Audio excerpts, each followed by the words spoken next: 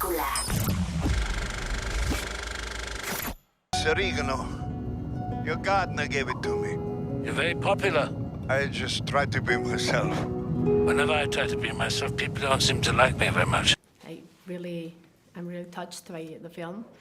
And first, I'd like to know how it was to work together to set the boundaries, the freedom, and the limits to portray Jorge Bergoglio. Well, the script is based on research, so everything that they say in the film was taken from books or sermons or interviews. So I mean, we didn't put words in their mouth. Of course, we rephrase what they say, but everything they say, they said at some point.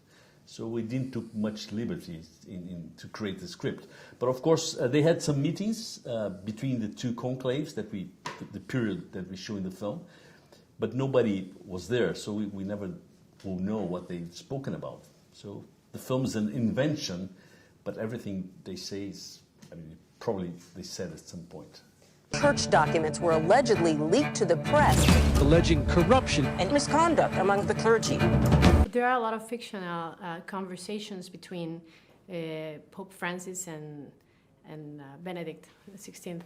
And there are a lot of words. Yesterday I was talking to the screenwriter, to Anthony. Yes, to Anthony. And he was telling me there are a lot of words that were on your side. Can you please explain all that weren't in the text? Yes. There's not a lot of improvisation. I mean, that's the beauty of this script, is that you wanted to fulfill it, and there was nothing you needed to deviate from. And also because Pope Francis is such a huge character with a complex character. I think much more difficult to portray Benedict, because he gave away less about himself when he spoke. It was all about the church, all about religion. Francis talks about worldviews and world politics, and so much easier to inhabit that person. I mean, there was improvisation. The football scene towards the end, where we were watching Argentina and Germany play football, and some of the around the piano sequences when Tony's playing piano. But on the whole, it was Well, we really followed a lot. The lines were from the script. I've struggled to do what must be done, but I've lost. Popes can't resign. If you do this, you will damage the papacy forever. I can no longer sit on the chair of St. Peter. You are mistaken. You are... Silence! I cannot play this role anymore. And was it complicated? As long as I know, the image of the rights of the Sistine Chapel belongs to the Japanese, and the Vatican wanted to register Pope Francis' image. Did you have to deal with it? Well, not you, obviously, the producers. Yeah, well, we had some problems with the Vatican. They never allowed any fiction. They allowed documentaries to be shot in their properties, but not fiction film. So we weren't allowed it to shoot, and of course we couldn't shoot in the Sistine Chapel even if we wanted, because there's 30,000 visitors every day, so it would be impossible. So we had to build our Sistine Chapel, but then we had the problems of the rights. There's a Japanese company that cleaned up because Sistine Chapel used to be very dark, like 10 years ago, and this Japanese company cleaned up, and now it's a bright, colorful frescoes, but we couldn't use because the rights were from the Japanese, and for some reason we had to paint our own frescoes, photograph, then create some big panels and print on the wall.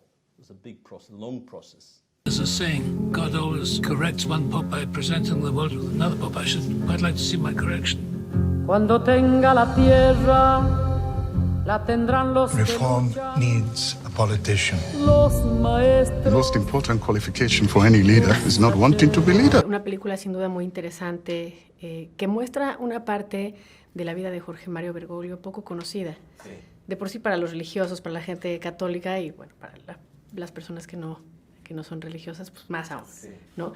¿Qué tan importante para ti es justo mostrar estos aspectos de la más absoluta humanidad del líder de la Iglesia Católica?